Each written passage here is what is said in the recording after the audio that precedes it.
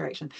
Hey, so tēnā koutou katoa, nau mai, haere mai, ki te hui hui nei, and welcome to the second event in Lincoln University's Frontline Forum series, fast-moving conversations about big issues shaping our land and food and future.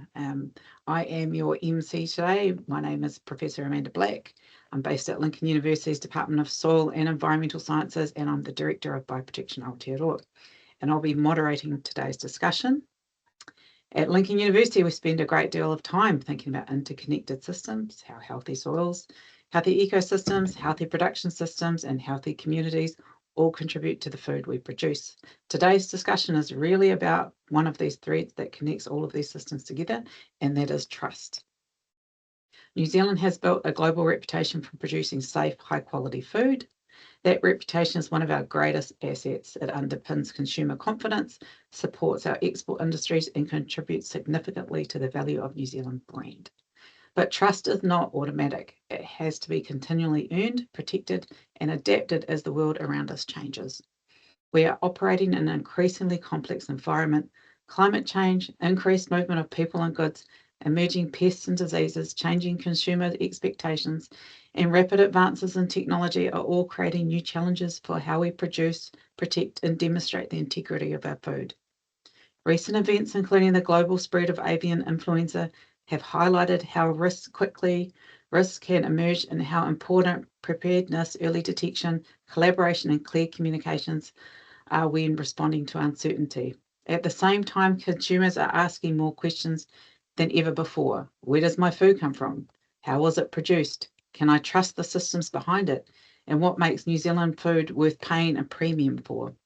Today, we're bringing together voices from the government, industry, science, community to explore what it takes to maintain New Zealand's reputation as a trusted producer of safe foods.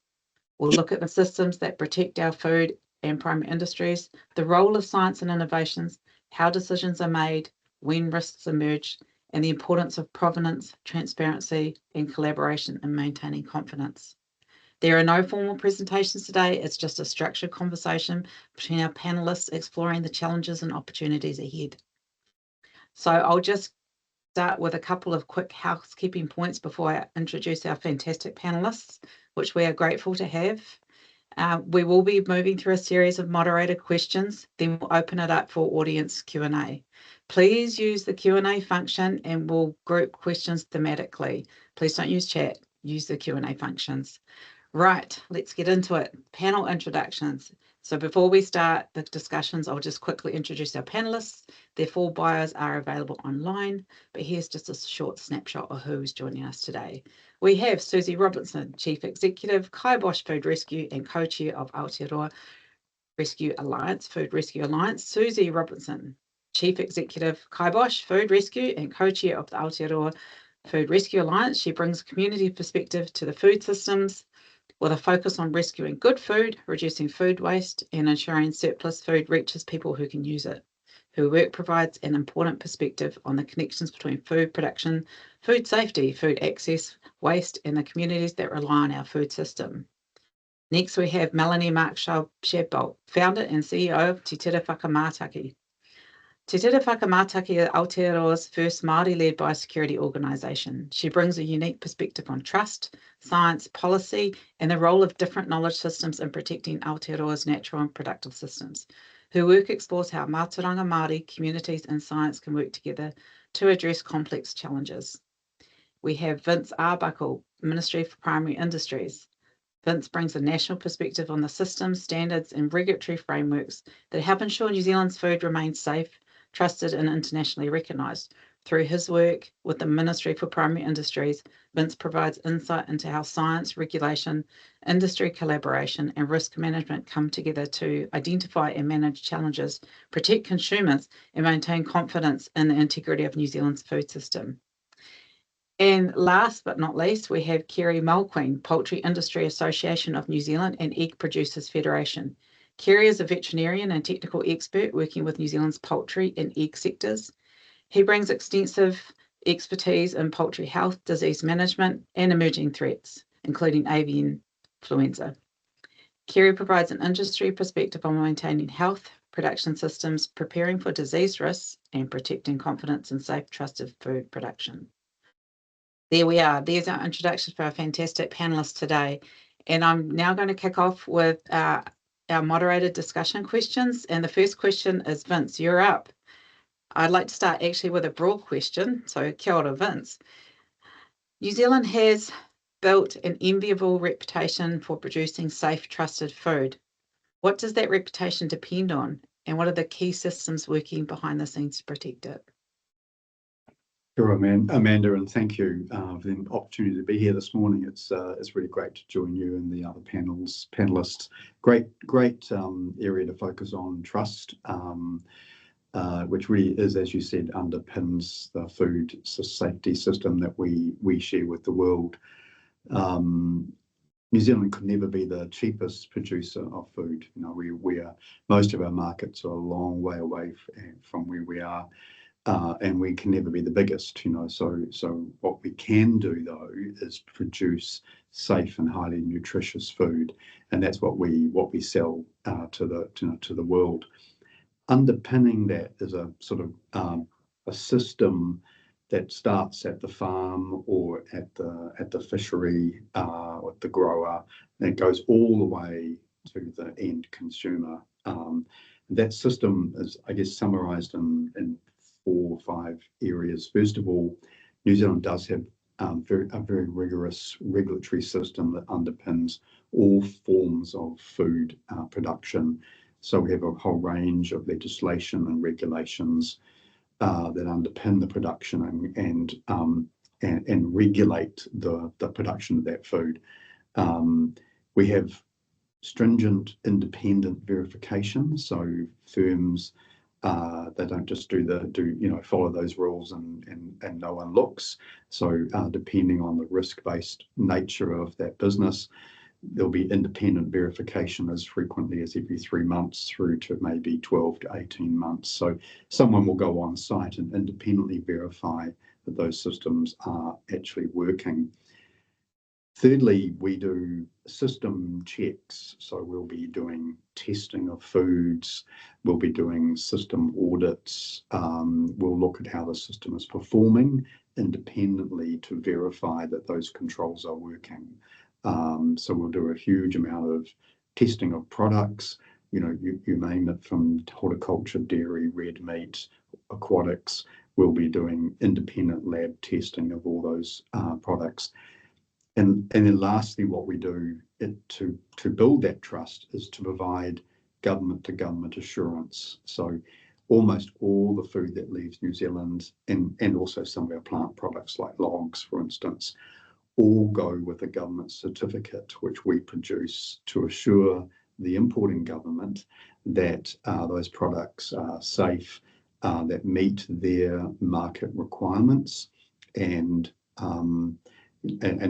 that's what those governments trust to enable those products to come across the border into markets and all the way to consumers. So it's that final stage that builds that trust, because overseas governments don't just trust us, you know, they want verification. So, and that verification that we provide links directly back to the verification visits and that testing, that we know with confidence those products are safe as they leave New Zealand and go to any number of markets across the world. The last thing I would say is that almost without exception, all New Zealand exporters and domestic businesses, but mostly our exporters, are very conscious that they don't just represent themselves in market, they represent New Zealand Inc. Right? And so there's a great responsibility that goes with exporting. And you know, my strong sense is that everyone who does export food from New Zealand is aware of the need to, you know, be trusted, to be consistent, to be reliable. You know, they know that if they've got the Fern mark on their product, actually that's not just XYZ company, it's the New Zealand Inc. that they're selling to the world. So it's just some thought, Amanda. Thank you. No, thanks for that, Vince. I think that makes an interesting segue into a question I've got for Kerry coming up. A lot of these things happen behind the scenes. Consumers aren't aware of it. So consumers often only see the final product on the supermarket shelf. What are some of the systems, practices, and safeguards operating within the poultry and egg sectors that help ensure food remains safe, trusted, and high quality? Good morning. I'll start with working through bird health. I'm a veterinarian in the poultry industry. If I have an interest in clinical disease, I have to go overseas. It's reasonably boring being a poultry clinician, and because we don't have the diseases. Well, AI is possibly here, skirting around. The other thing that drives poultry disease is viral infections first, and we don't have IBD, infectious bursal disease, and we don't have Newcastle disease. These lead, they're a viral type thing. They infect the bird, and then you end up having to treat the birds with antibiotics. We don't have those. So from a poultry health point of view, New Zealand Inc. Is a pretty good place to be for poultry health or bird health in general. The industry as a whole fits under what we call RMPs, which are what Vince was discussing, verification, audit kind of processes. So every flock, more than 100 birds that produces either meat or eggs, is required to be registered with an RMP and with various stages of verification and inspection. So that's kind of like the government oversight. The companies themselves they're in a market-driven process, so they themselves deliver a product that is fit for purpose, is not going to have many complaints, and is kind of like what the public wants to see. If you look at chicken meat, New Zealanders eat 40 kilograms a year, which is roughly half the meat protein they eat. They eat approximately 220 odd eggs a year. So we have possibly a domestic kind of tilt. We do export. We have primary breeders, which are Avian and Cobb, which are two companies that export genetics.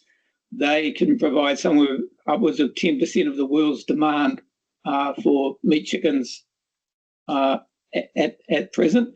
They can scale up if it's required. They came to New Zealand in 2010-ish. Avian have been here longer, but because we didn't have avian influenza, and that wasn't an export barrier.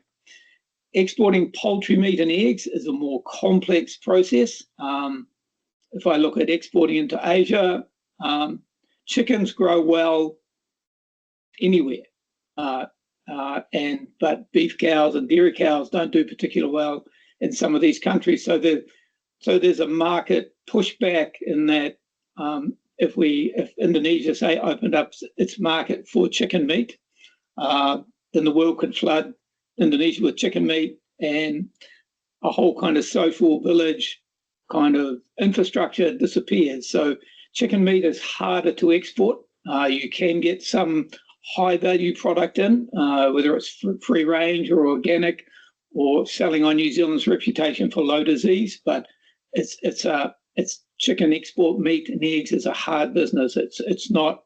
You've got very often a very local kind of a vocal kind of area which stops imports. But we do get high value in based on our birth status and our processing status and New Zealand Inc. status. So we are looking at exporting more and more.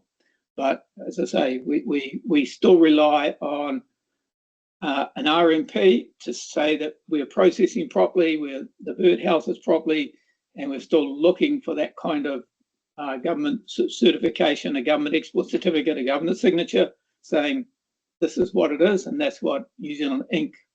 provides as that basis along with that process. Interesting. My kids' love of KFC goes anything. New Zealanders certainly love their chicken. This next question, Susie, is for you. We often talk about food safety and trust in terms of what happens during production and before food reaches consumers. But from your perspective, what does trust look like further along the food system, particularly when it comes to rescuing surplus food and getting it safely to the communities that need it? Kia ora, Amanda and everyone. I'm just going to quickly say, for those that don't know, food rescue has been around for 18 years in Aotearoa.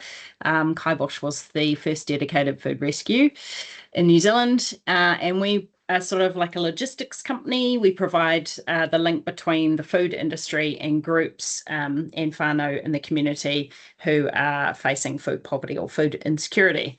So yeah, for us in the food rescue space, trust is really about two things: safety and dignity. So often when people hear surplus or rescued food, there's a bit of a perception that we're dealing with substandard or unsafe products, going back to sort of dumpster diving days. But trust means our community partners and the whānau receiving the kai know that it's safe, it's nutritious, and it's handled with the exact same care and food safety controls as food sold in supermarkets. It's also about our growers, our manufacturers, and our retailers needing to trust us implicitly.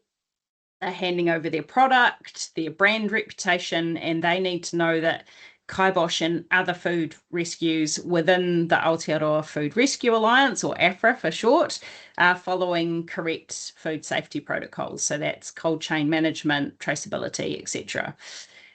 We need to protect their reputation and ours by ensuring that that surplus kai is safely feeding people. And I think another massive part of building trust with donors comes down to legislation. So my predecessor and former Kaibosh leader, the amazing Matt Dagger, alongside the late former National MP Nikki Kay, were instrumental in getting a Good Samaritan clause, clause 352, officially known as the Protection of Persons Who Donate Food, added to the Food Act 2014.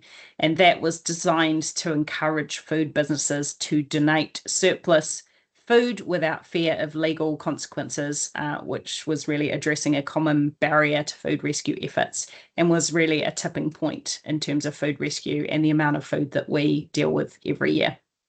Thanks. Thanks, Susie. Yeah, that's a really important piece of legislation. So we're talking about processes in here and how this leads to trust, depending on who the recipients are. So Mel, this one's for you. Trust has been a recurring theme today: trust in science, trust in the processes, trust in institutions, and trust in the decisions being made. But from your perspective, what helps build and maintain trust in communities when we are dealing with complex issues where there may be uncertainty or competing perspectives?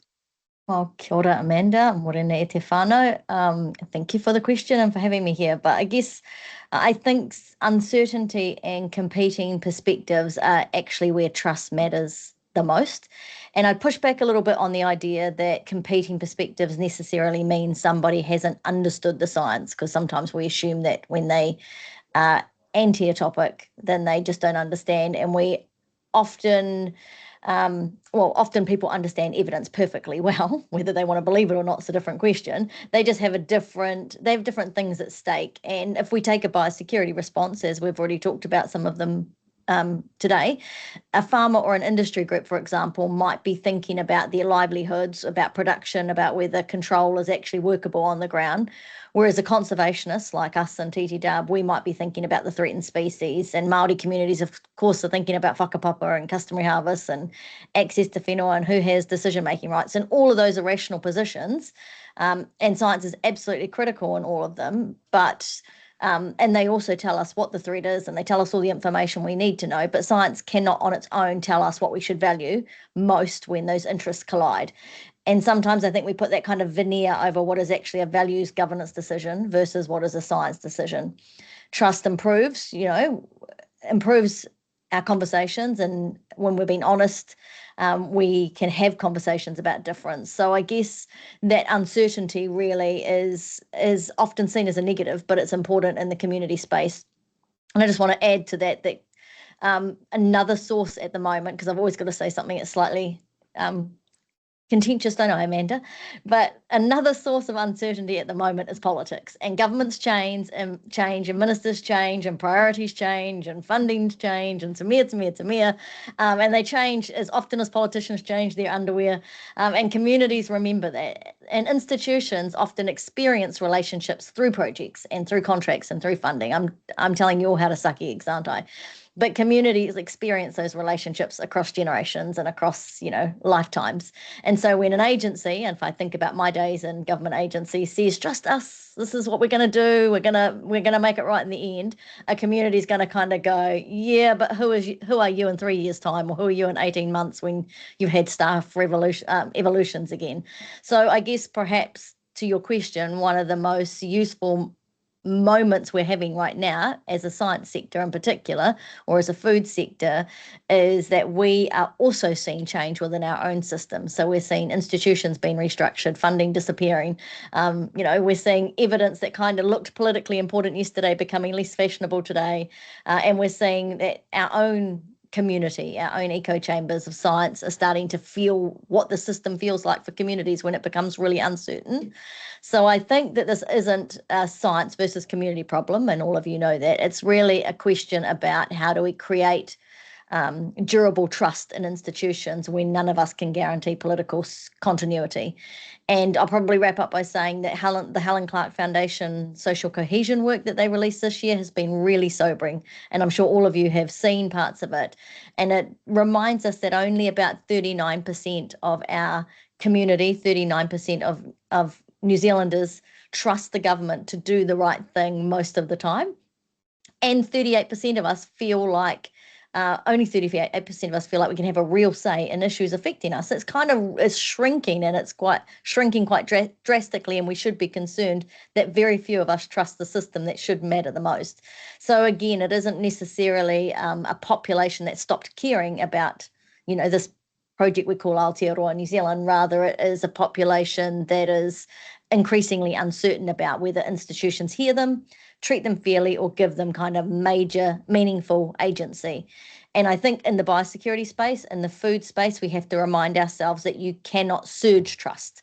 So when we have an incursion, or when we have a big issue or a disaster where I'm sure Susie's trying to feed mass people all at once, we can't surge that trust. We have to have built that trust beforehand. And I guess you know this as well as I do, Amanda, that our relationships in the Māori community teach us that long-term, enduring relationships built beforehand are really, really important to build social cohesion and to build trust in the times when we really, really need it.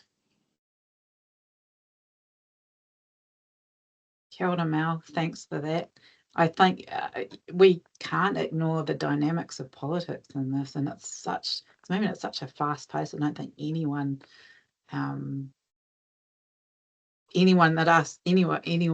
of us on the screen has seen it move so fast at the moment. So yeah, completely understand why communities might become disconnected.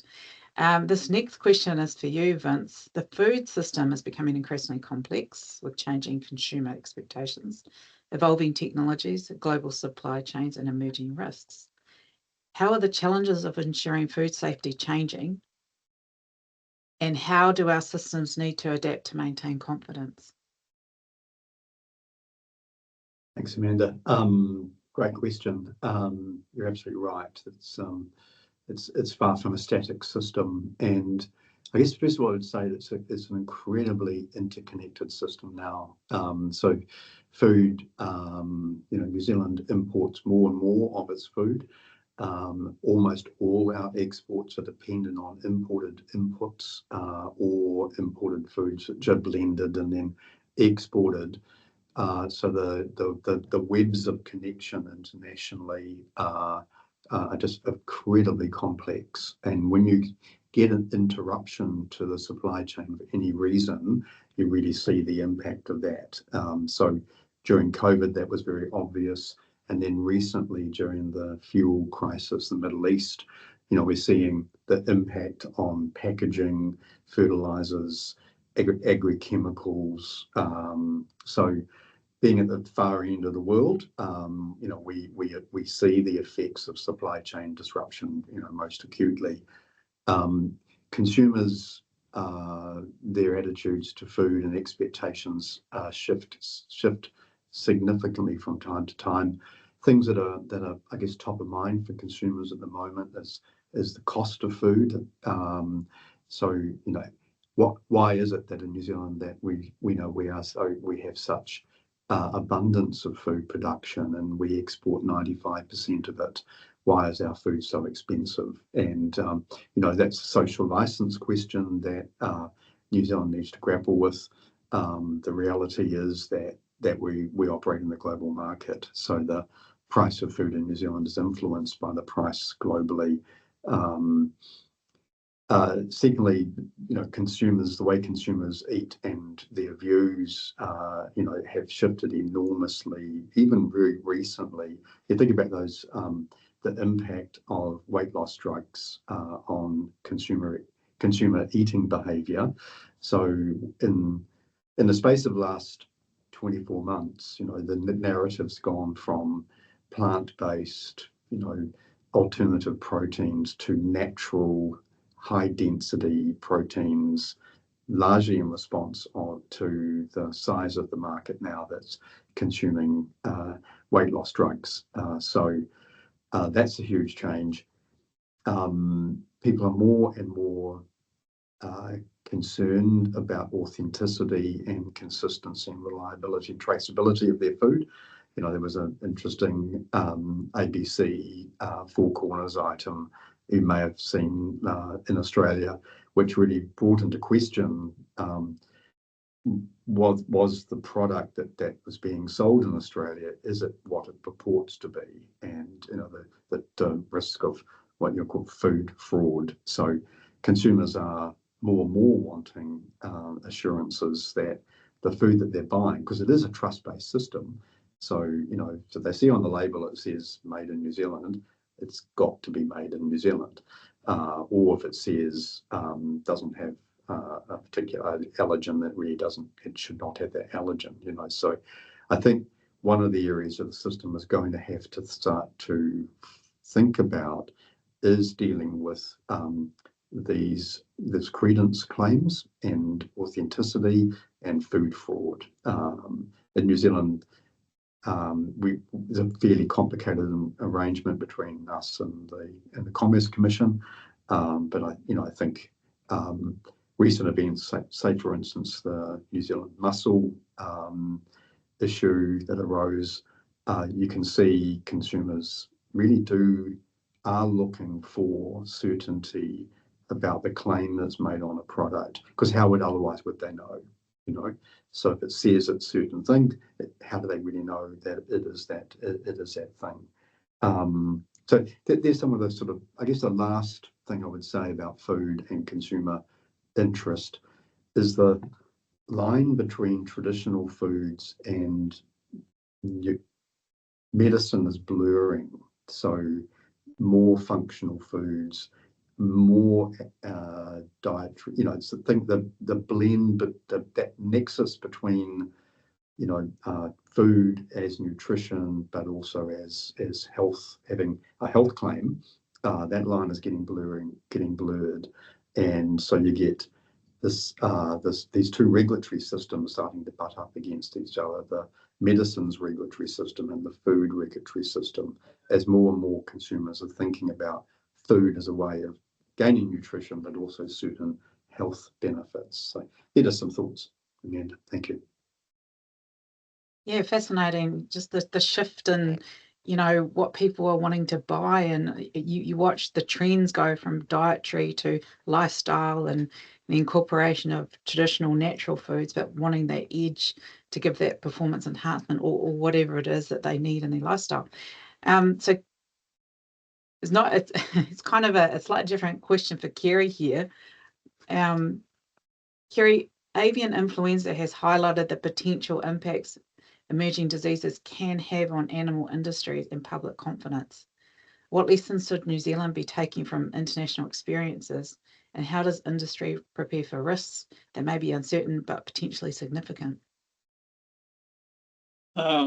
Yes, we've been watching closely what has happened overseas. Avian influenza has been in some countries now for 20, 30 years. We have successfully removed diseases from our industry. We had a Salmonella enteritis, which we removed. We had an IBD, which infectious bursal disease, which we removed. Nowhere else in the world has anyone been able to do that, but we did it in New Zealand. We're kind of like reasonably tight and structured. This one's going to be different. It's going to be present all the time, and it's not going to be just in poultry. If it follows its script, its plan, it will be circulating in just wild birds of, like from seabirds to, we don't know how it will affect native fauna. Like the kiwis or those kind of birds at all, but it's likely to be significant. So it's going to be a challenge all the time for both wild birds and poultry. So we have been working, developing systems and guidelines. The government itself has said that they are not going to respond in what we would call an exotic disease outbreak form. It's going to be the cost of depopulation, disposal, and decontamination is going to be solely at the feet of the growers. So it's going to be an industry, a farmer cost, basically, which is different from other exotic disease response. But the issue this time is that your hope of actually removing it from New Zealand is not very high. So it's going to be present all the time. So significant, it's going to affect different sectors differently. For meat chickens, they can go back inside, they can be housed to reduce the risk of contact. Free range layer farms, they are more possibly going to be affected. So the egg industry is likely to take a bigger slice of the problem, so to speak, and their ability to regenerate and replace more hens is a lot slower. It's somewhere in the region of 40 to 52 weeks, whereas you can replace a broiler farm in 6 weeks. So it's going to affect different poultry products in different ways, most probably eggs more significantly than meat chicken. As I say, we await to see what unfolds. As I say, countries have been living with this for 20 or 30 years, and the industry is resourceful and responds. Some people it will be a business-ending issue for them, and others it'll be possibly an opportunity. So the value of that is it's kind of like balances out, but there's affected people who are going to lose their livelihood possibly and not be able to actually recuperate for a year. Will they walk away? Possibly they will, depending on the size of their business and the cost to repopulate and clean up. But again, our ability to actually manage that, I think we will do that reasonably well, and I think the trust that we will manage that and reduce the kind of the volume of virus out there is what we're aiming for, and at the same time, the regulations around what we can sell, what we can do, are such that none of these products that are affected by an avian influenza virus should make it out of the farm into a processing plant or into a shop or into a supermarket. So those kind of controls are up and running, and we just await what we're going to be presented with. But we're working across these kind of scenarios, but it's kind of like people say you get a broken leg, but it always hurts when it happens. You think you can manage it, but it does hurt when it happens. So it will be a little bit of kind of like number 8 wire and learning as we go. Thanks, Kerry. That was actually interesting, just talking through, what's basically the process. Can't eradicate it, have to live with it. There'll be some losses, maybe some opportunities, and likely passing on costs to the consumer because there is no option really. Susie, this next question is for you. Food rescue sits at an interesting point in the food system. Food that might otherwise be wasted is redistributed to people and communities. What are some of the challenges and opportunities in making sure surplus food can be safely and confidently redirected rather than wasted? Yeah, it's a great question. So I think the first challenge is in the education space. So some businesses are still hesitant to donate food because they're worried about liability or misunderstand food safety regulations. Some also perceive food rescue as a threat, that we are taking away potential customers, which is obviously far from the truth, as the people we're serving cannot afford to purchase the food they're selling at the cost they're selling it at. There's also an important part to play in the ongoing need to educate, re-educate workers, in particular in supermarkets, to ensure that they understand what can and cannot be donated based on MPI food safety regulations. Another challenge is the logistics, the infrastructure, the right information and enough people, including volunteers, to support this mahi.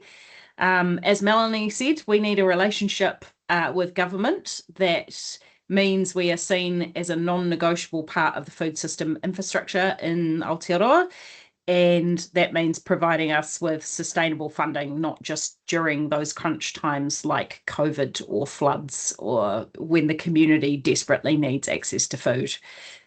From my perspective, the 3 biggest opportunities lie in a couple of different places. So firstly, in the primary production, which is where an estimated 30% of food loss and waste happens.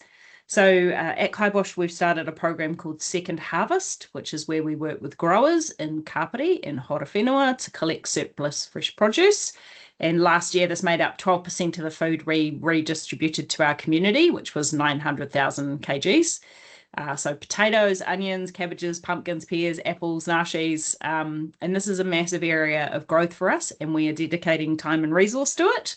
And it's also something other AFRA members are getting involved in now. And there is a resource available on the AFRA website for anyone interested in Second Harvest. There's also a massive untapped opportunity in the food recall space when it comes to products that are recalled for minor labelling errors, like an omitted allergen or a misprinted date, rather than any kind of actual contamination. So thousands of kgs of perfectly safe food are sent to landfill because of a packaging mistake.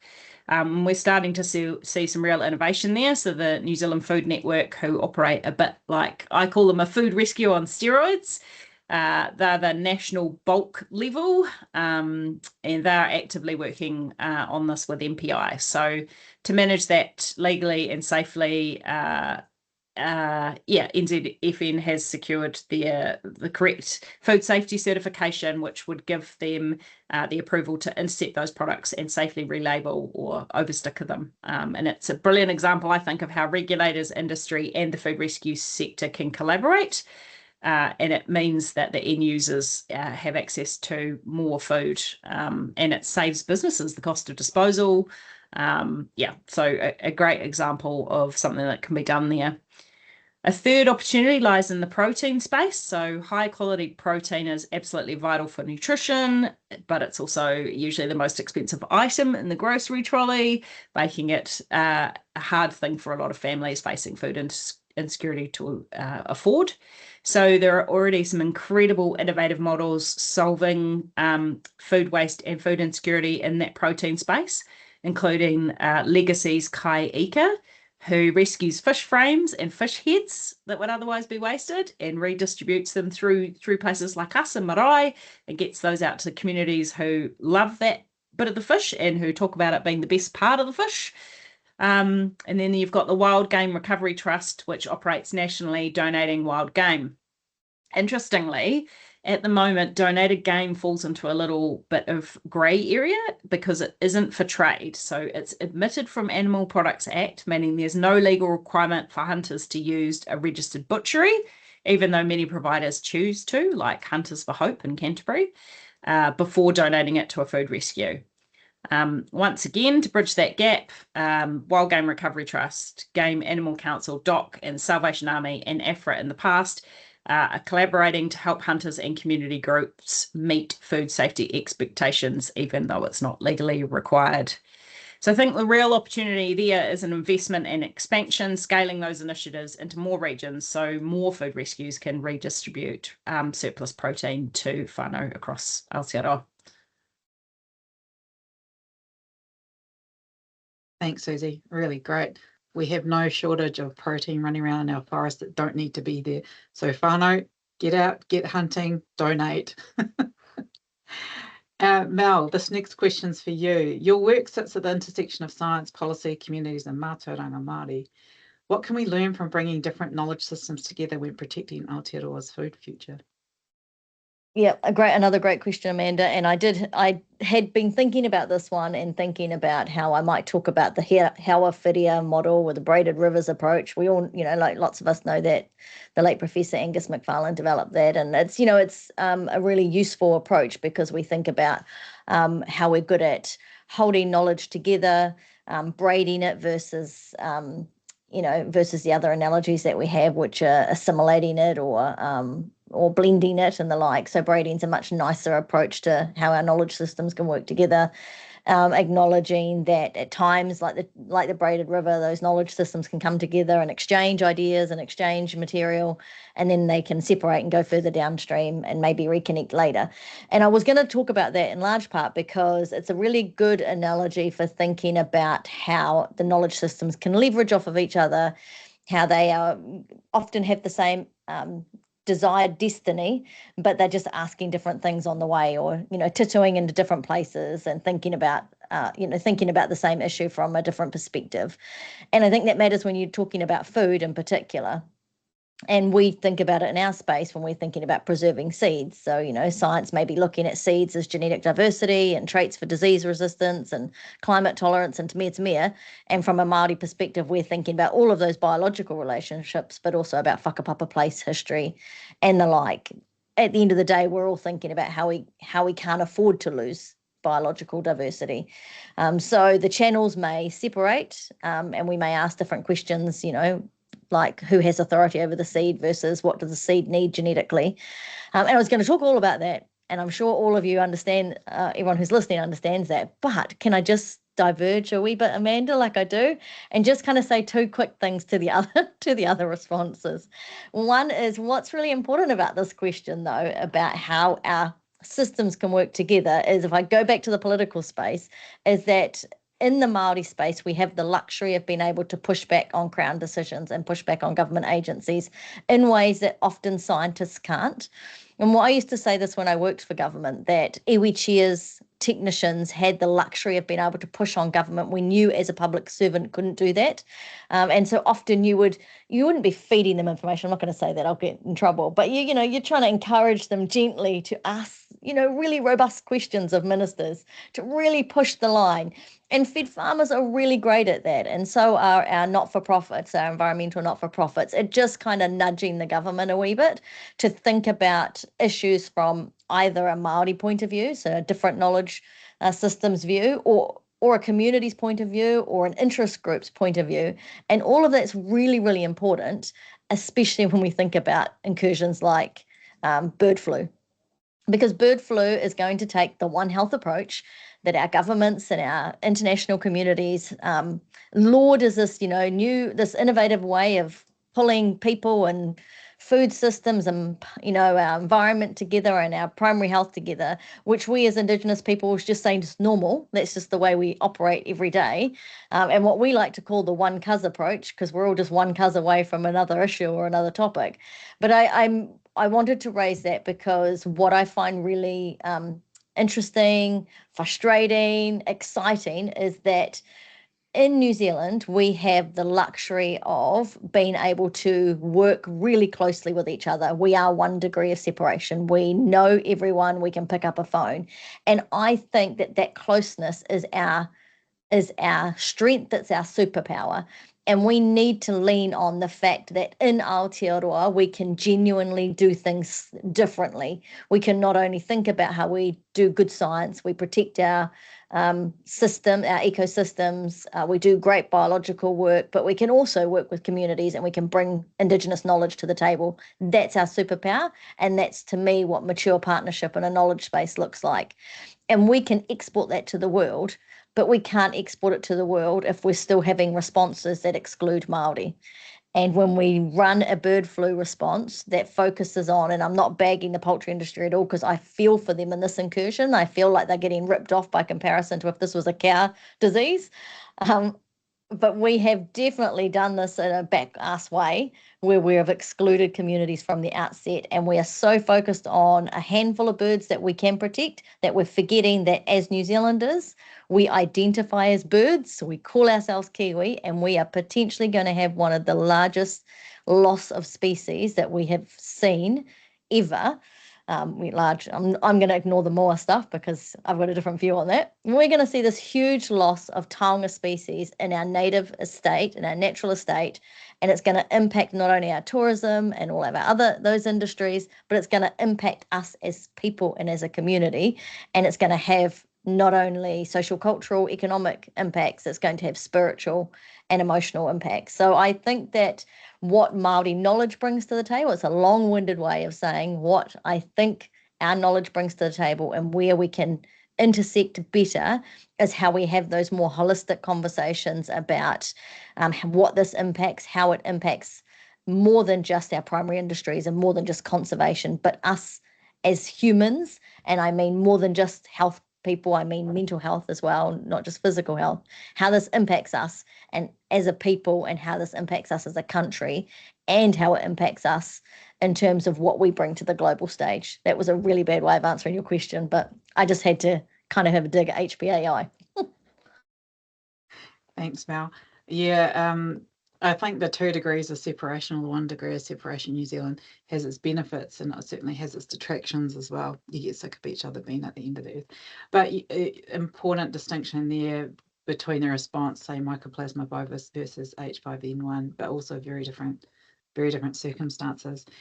This question, Susie, is for you. Maintaining trust also depends on how people understand where their food comes from and what happens to it along the way. How important are transparency, relationships, and communication when building confidence in the food systems, particularly at a community level? Yeah, awesome. Another great question. Yeah, relationships are at the heart of everything we do, specifically the concept of manaakitanga. That's the absolute currency of food rescue. So we sit right in the middle, acting as that bridge between commercial food industry and our community organisations and charities. And yeah, one of the things we tell our nearly 300 volunteers when they come in to do a food sort is this: if you wouldn't pick it up off the shelf at a supermarket, we do not want to be giving it out to people in the community, because for us it's about upholding their mana, their dignity, and making sure we're giving them quality kai. Anything that does need a bit of TLC can obviously be put into a box for a charity that may be cooking with that kai. So things still don't go to waste, they're just treated a little bit differently.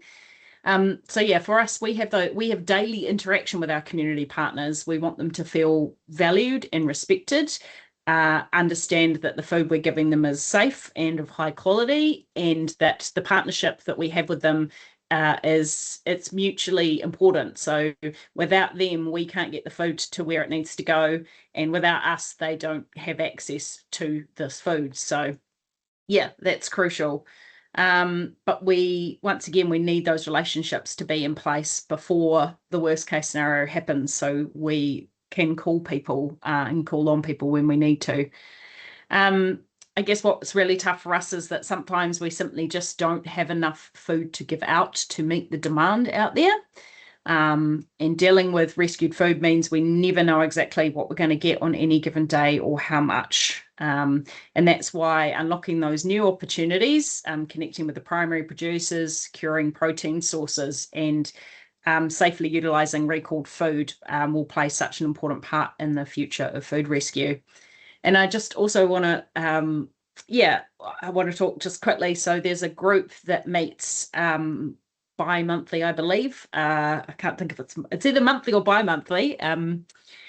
Alongside MPI, the New Zealand Food Network, and Kiwi Harvest, I sit on a group and we talk about food safety in the food rescue industry, and that a group allows information, opportunities and challenges to flow up to government and back out to the community. And that's, just been an incredible group, like you say, 1 degree of separation, where we can actually make some really significant changes to the sector. So yeah, that's it. No, great, inspiring. That we really need to make more of this 1 degree of separation that makes it work for us, right? So Vince, this question's for you. Maintaining trust requires confidence not only when things are going well, but also when challenges emerge. What lessons have we learned about communicating risk, responding to incidents, and maintaining public confidence when food safety issues arise? Thanks, Amanda. You're absolutely right. I mean, while we have good systems, a lot of them depend on people, and they don't always work 100%. So the food safety system does fail from time to time, and actually part of the system is recognizing when those failures happen and moving quickly to contain the impact. So traditionally people would know about recalls as a means to spot a problem, identify it, communicate it, and contain it quickly. So consumers are aware of the issue, they can take action, and the food is recalled. Susie, I really liked what you were talking about in terms of how can we, particularly those foods that's a labelling issue. I think that's a terrific interaction between food rescue and businesses, and really keen to see how we can build on that and make more happen, because there's nothing wrong with the food. It's just a mistake on the labelling. So getting back to recalls, our experience is that to be effective in terms of its purpose, which is to contain risk, it needs to be done promptly, quickly. So that requires food businesses to identify the issue, work with us to promptly get it started.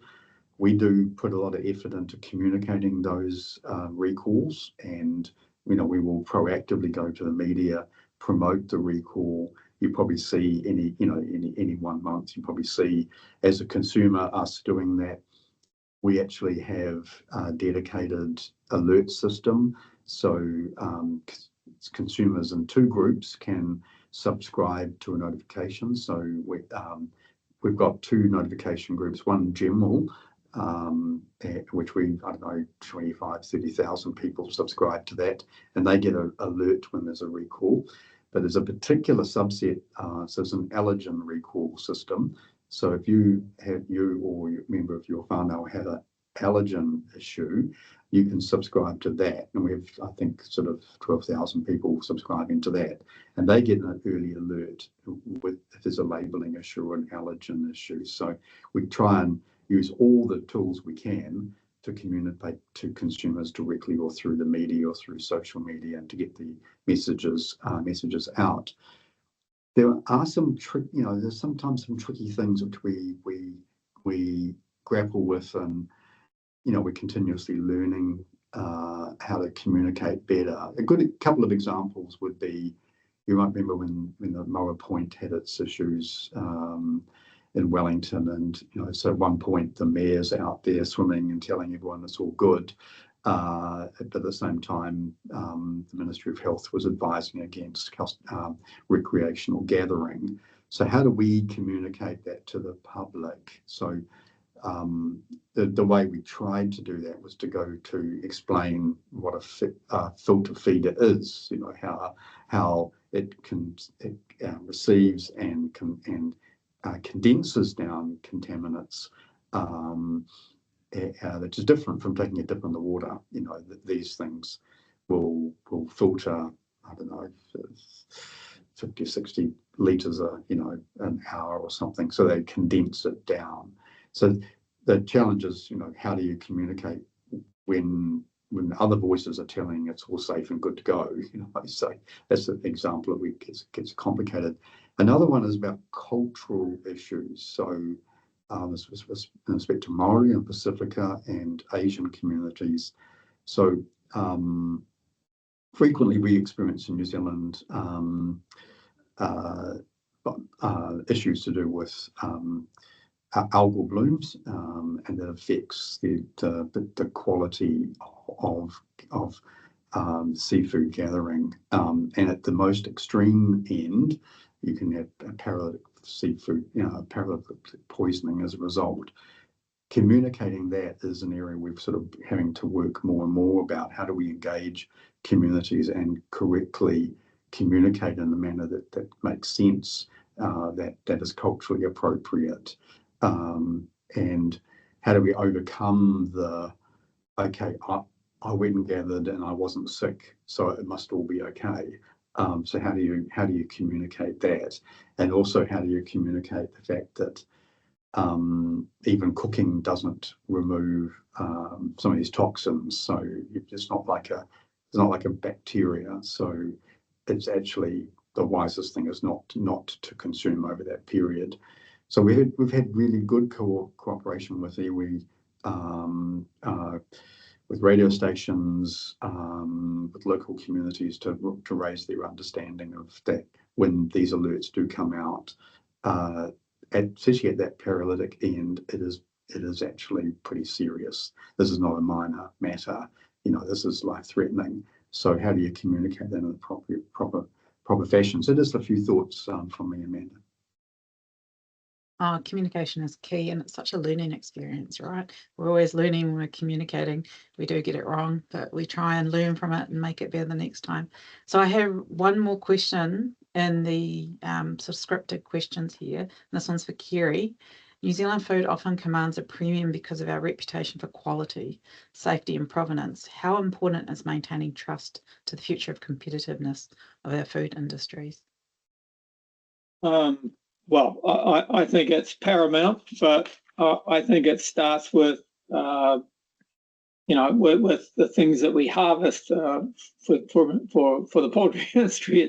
It's chicken, and then ensuring what we feed them is correct. Our animal health status, whether it be bovine, kind of like poultry or ovine, is world renowned. I, as a poultry veterinarian, have in my care roughly 25 million broiler chickens a year. I have not scripted an antibiotic in since 2021. So if I was relying on selling antibiotics, I would now be bust. But that's how we manage, and that's like how we work it. I think it's also having a relationship with MPI. I look overseas, and there's multiple MPIs in a country with kind of state and federal, and that becomes a total mess as such. And it's kind of like, even though we might not agree with MPI, we agree to disagree at sometimes. We see cooperation and the ability to sort problems pretty quickly as making our reputation, we can sort problems quickly, and that's a cooperation process that we've done, and I think it's through the industries that produce food. So that's kind of like the big things that I see is the ability to respond quickly. We have a trust system with MPI and the industries. We, as I say, we might not agree all the time, but we understand that we have to do things together, and those agreements can be sorted, and we go forward. So I think it's that cooperation, the ability to be fast feeding and actually moving quickly in cooperation with the regulators that then sign off your assurances for New Zealand Inc. I think that's one of our, one of our greatest kind of assets is that ability to, work through things quickly and work things through so you get an outcome that, that kind of drives a food safety issue. So food safety might not come against costs, but at the same time, it's got to be driven at a part of a food safety drive. And if I just go back discussing about HPI with Melanie made a comment of the human cost.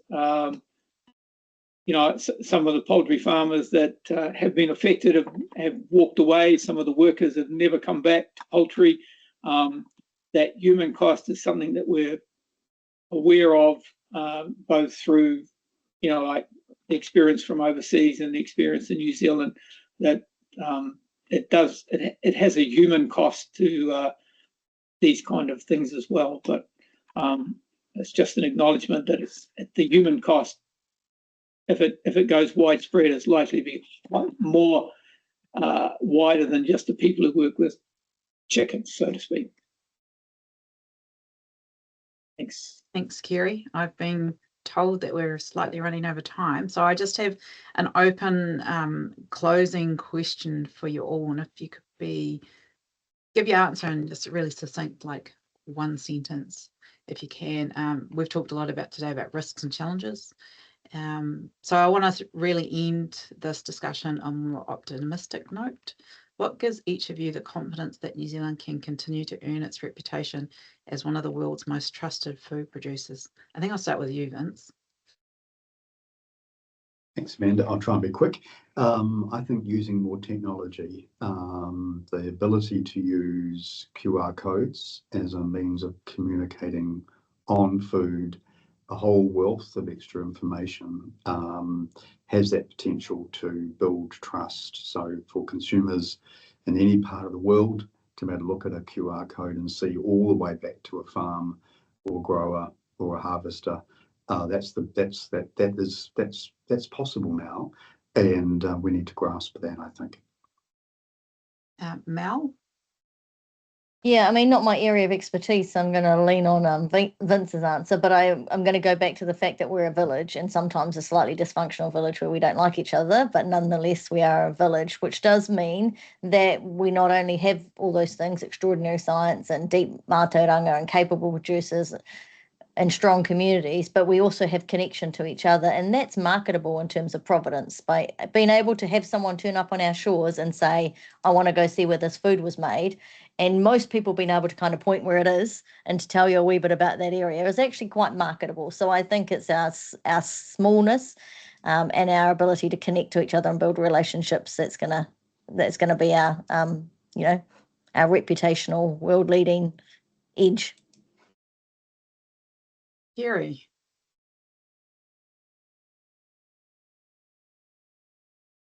When you're on mute, Kerry. Sorry. I'm sure it's going to be a really good comment. It's just that I'll put it in about 4 words. I've got integrity, relationships, and systems. They've got to be all present to drive something. Thanks. And last word, Susie.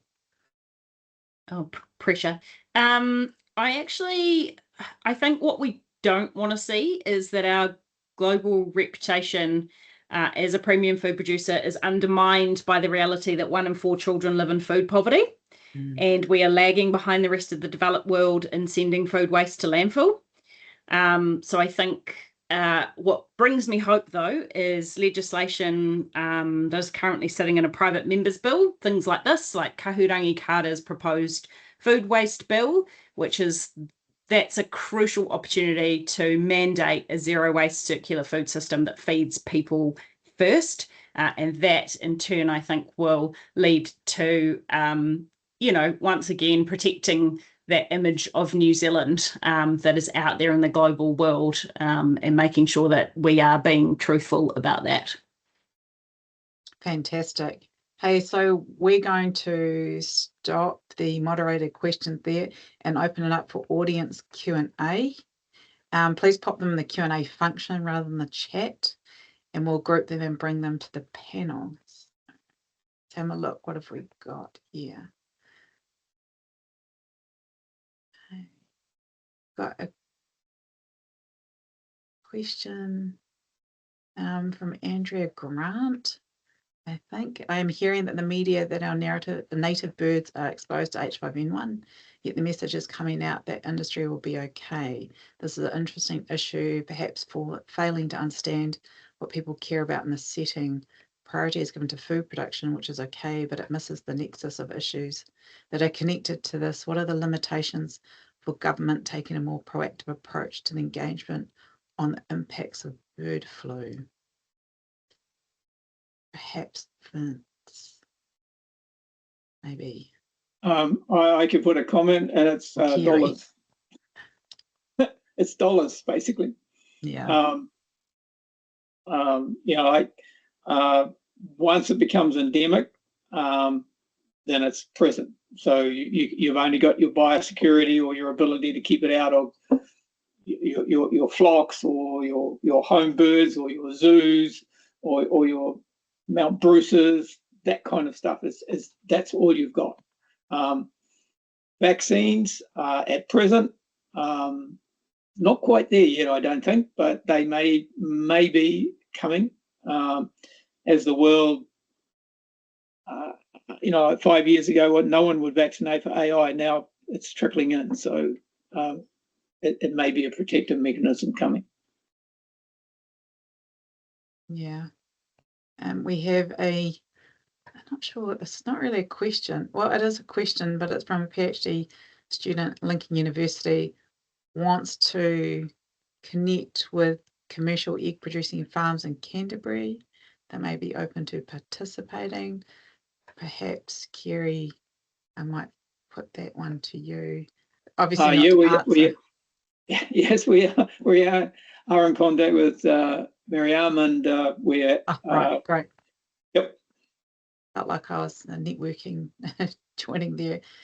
So sorry, I'm just going through some of these. They kind of come in and then they get collapsed. Losing some of our local, and also I've got to decide if it's a question or just really a comment. Oh yes, this is a question. Losing some of our local processing power due to overseas owners' decisions and plant closures because of cost pressures is a concern. How can we ensure that our products are able to compete with cheaper imported alternatives and ensure we still have the ability to grow our own food locally? It has serious implications for food security. Also, can you comment on losing local ownership of trusted brands? Good question.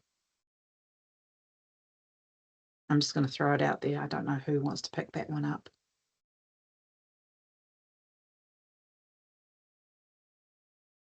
I don't mind having a start, Amanda. Look, it is an issue, and we're certainly seeing it with Watties and a number of those iconic brands, and but at the same time, we've got some incredible New Zealand producers who are wholly New Zealand owned or family owned. When you think of like Whitakers, for instance, so we have a lot of outstanding, the Tallies family that owns significant amount of food processing across the country. It's hard economics, unfortunately. At the end of the day, when consumers are facing cost of living pressures, they will gravitate naturally to a product that's got $1.50 less on a cost.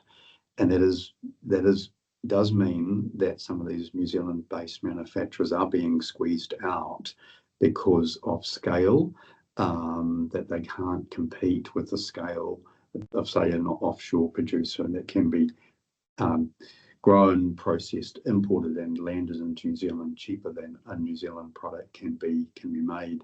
So, and I think you've seen recently a great deal of effort that's gone into with local communities like McCain's, and local communities trying to find a way through this problem, but the economics at the end of the day prevail. That if the operation can't cover its costs and be profitable, then it is vulnerable. And so while these changes are painful, it's hard to see, except if you start to intervene significantly from a government perspective. But that, ultimately that's unsuccessful and costly and doesn't actually change the dynamics and cost of a business. So, I think there are some inevitable changes that will continue to happen.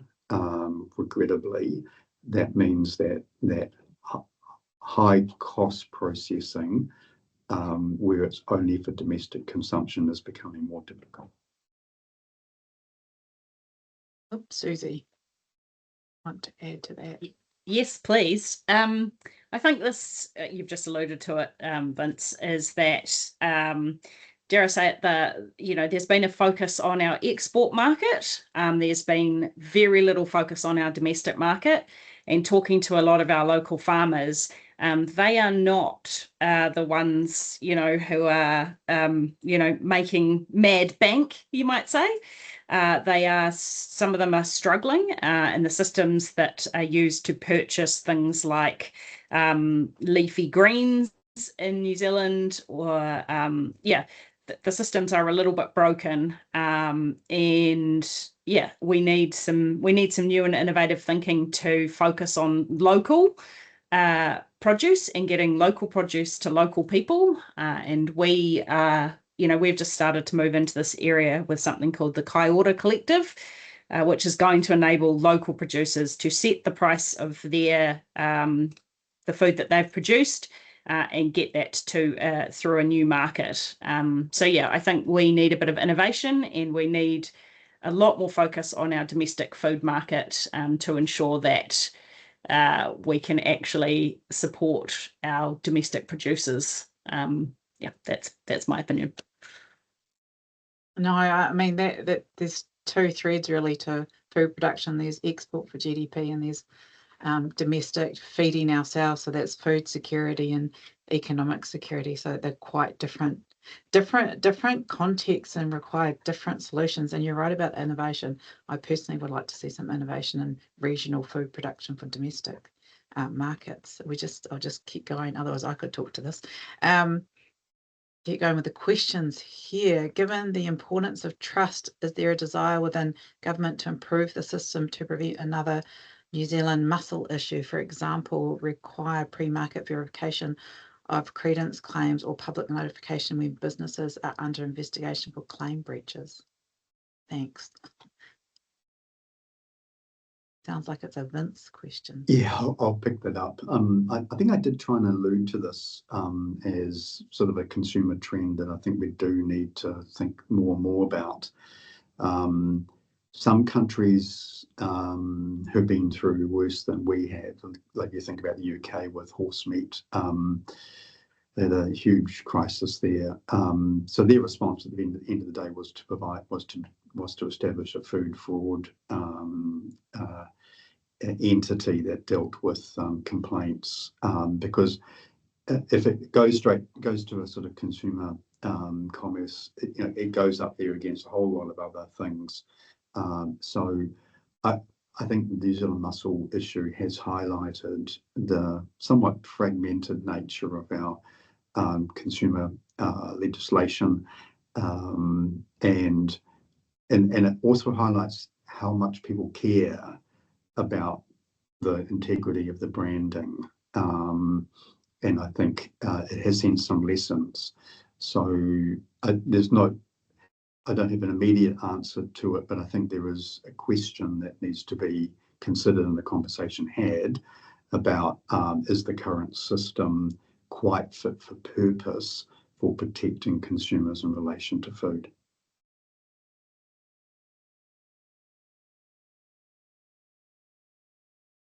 Thanks for that, Vince.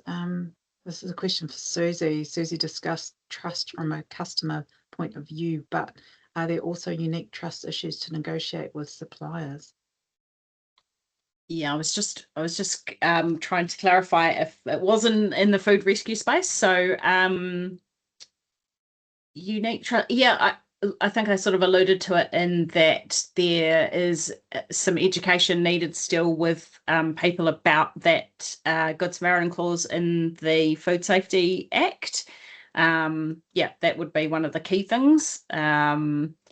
Yeah, and interestingly, so for instance, with our second harvest work, when we're going on to farms, one of the interesting barriers that we initially encountered was that they didn't trust us to be on their farm from a health and safety perspective. So, how are we going to ensure that the people we were bringing onto the farms to pick the food or pack the food that they would be looked after on the farm. So that's a really interesting new sort of thing that we've had to navigate in that second harvest space. Hopefully that answered your question. Feel free to elaborate further. Hopefully they will if they want to learn a little bit more.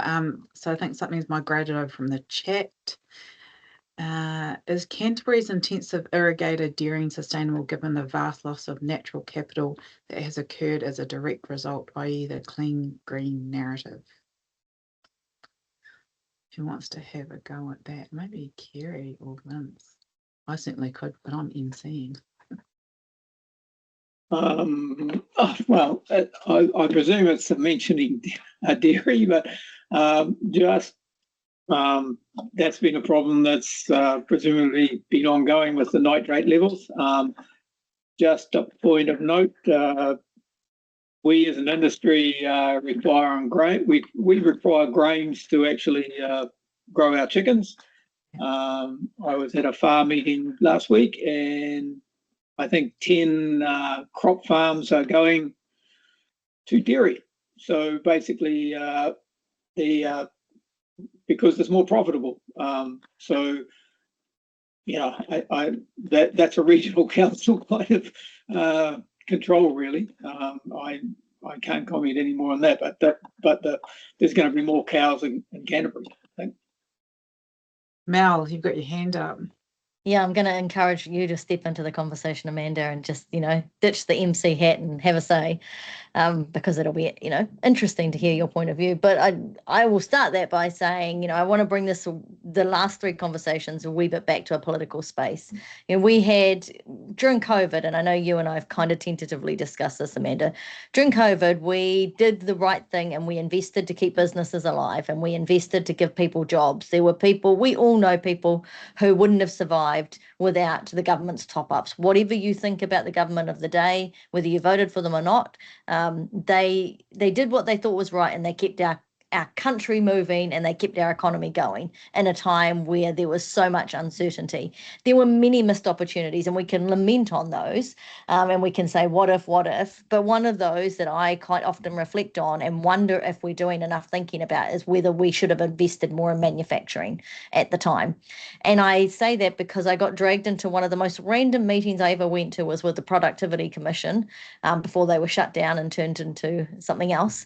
And they had the manufacturing sector there, and they were lamenting on the lack of people coming through buying their businesses, or their children not wanting to take over their bottling companies or their production companies. And it's a real issue in New Zealand that we haven't addressed, and it feeds into food, because if we're not manufacturing onshore and we're not creating our packaging and our bottling, then we're also limiting our ability to produce high premium products onshore. And Peaches, I think, were the biggest example of a missed opportunity. We've gone and ripped out all these beautiful trees when we could have been bottling New Zealand's version of Greek bottled peaches, our own gourmet peaches that sell for, an exorbitant amount of money, and I know because I buy them regularly. So we're also missing opportunities because we're not thinking about how we can invest in infrastructure, and we're not willing to take on more debt to build things that are actually going to be more cost effective long term. And I wanted to touch on that because I think the other part that we miss in these conversations is what the next generation want. And I quite often reflect on how different our children are to us and our grandchildren are to us. And their view of the world when they're growing up in a society that is unfair, to Susie's point, where there is mass poverty, where they see people struggling, and they have a very different view on what they think our country and our nation should look like and what it should be investing in. And I'll justify that a wee bit by saying that my son has married into a kiwi fruit family, and they have created the only grandchildren of that kiwi fruit orchard, sorry, not a factory, an orchard. And so they will inherit as a Māori man a kiwi fruit orchard, or his children will, and he will have to think about how he runs that. And he will run that very differently to his Pākehā in-laws, and he'll have a very different view on what sustainability looks like and what value add looks like to him. And I think we need to factor in what the next generation sees as important and where they want to see Aotearoa New Zealand go, and also what we're leaving them, the legacy of nitrates in the soil, the legacy of, dilapidated infrastructure. And I do wonder if we're missing those conversations, to your point, Susie, about, the inequalities that we're creating and what those decisions are going to look like in the future when they effectively take over our government, because there is going to be a mass wave of young people taking over government and shifting it very quickly. That's just my throwaway before you jump in, Amanda. No, that's okay. I'll just briefly talk to the dairying in Canterbury. Look, I'm not anti-dairying at all, but there are places where it just shouldn't happen in New Zealand. The legacy and environmental costs are just too high. Canterbury, it's not going to get wetter. Dairying is very intensive when it comes to water. It's also very hard on the soils.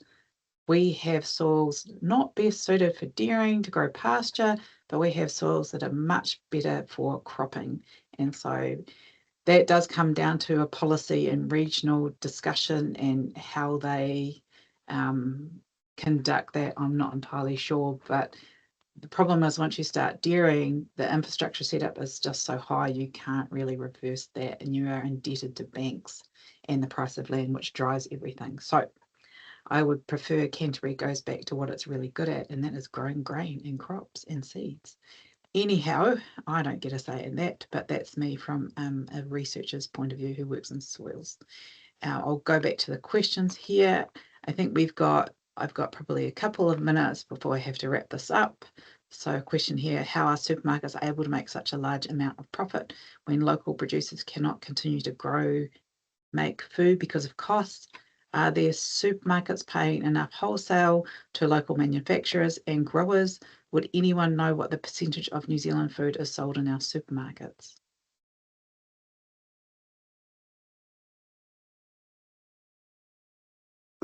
I'll have a go here. I can't answer the in exact numbers, but I would say that that New Zealand supermarkets, a pretty high percentage of the products that are sold, you think about meat and horticulture and fruit and vegetables, is New Zealand grown. So yes, packaged goods, canned goods, not so much. And what I observe is that these supermarkets do genuinely stimulate new and innovative food producers in New Zealand, and they do their very, very best to do so.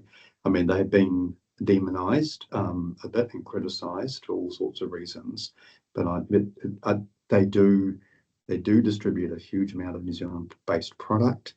And I've been to expos and seen the work that they've done to stimulate new businesses and give opportunities for New Zealand products that would not otherwise have got a leg up, so that there is a flip side to the supermarket chain operations that we do have in New Zealand. So just a thought.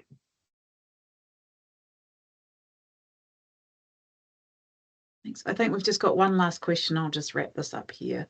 If we only focus on producing food that is profitable for export, aren't we exposing ourselves to be outcompeted and potentially ultimately out of business?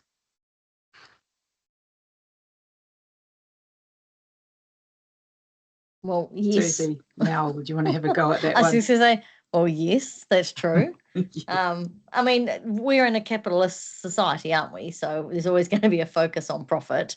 What we all know and what New Zealand has been grappling with for a long time is whether we're going to constantly export raw materials at a bottom price, or whether we're going to start, investing in high premium products. And I know that's what we've talked about already today. But we can't also, focus just purely on exporting, because as we've seen, tariffs with politics and geopolitics, tariffs can come and go. We can have blocked access. We can have a war that impacts our ability to get our food offshore. We have to be thinking a lot more, in more diverse ways about where we're exporting, where we're selling, who we're selling to, and to Susie's point, whether we can feed our own people first and foremost. It is unacceptable that we grow so much food and we have people in New Zealand who can't afford to buy it and who are hungry. Just a nod there. Do you want to add anything to that, Susie, or just nodding and? Yeah, I mean, we often use a statistic that we produce enough food to feed 40 million people, and we've only got 5 point whatever at the moment, New Zealand. So there needs to be a focus on our domestic food market rather than just that export market. Yeah, more of a balanced approach, I think. I mean, I know we need export to buy stuff we can't make here, like medicines, but we also need to be able to feed ourselves. And so there we need some balance in the food producing sector anyway. So thank you for our participants. I'll just wrap up this session. We are coming to the end of today's Frontline Forum. Really thank you from me as well to our panelists for such a thoughtful and wide-ranging discussion. Really appreciate your roles in the sectors that you are in. What has come through clearly today is protecting trust in our food system is a shared responsibility, and it's a moving feast, excuse the pun. It relies on science, innovation, and strong systems, but it also relies on relationships between government, industry, researchers, communities, and mana whenua. New Zealand's reputation for safe, trusted food is a significant advantage, but it's not something we can take for granted. It requires ongoing investment, collaboration, and the willingness to adapt to new challenges as it emerges. Challenges are certainly complex moving ahead. They're not going to get easier, but today we've also heard about the opportunities and perhaps some suggestions through better collaboration, stronger partnerships, innovation, and the different knowledge systems that can help guide us forward. So again, thank you to the panelists who joined us today, and thank you to our audience out there who participated in this and contributed their questions and their time. We look forward to continuing these conversations through the Frontline Forum series. Ngā mihi nui nō reira, tēnā koutou, tēnā koutou, tēnā tātou katoa. Thank you.